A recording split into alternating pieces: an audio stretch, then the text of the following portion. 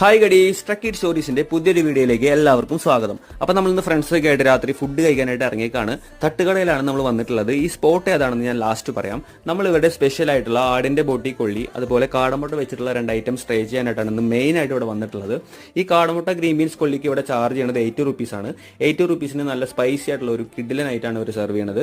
അതുപോലെ ബീഫ് ബോട്ടി കൊള്ളിക്ക് ഇവിടെ വരുന്നത് 80 റുപ്പീസാണ്.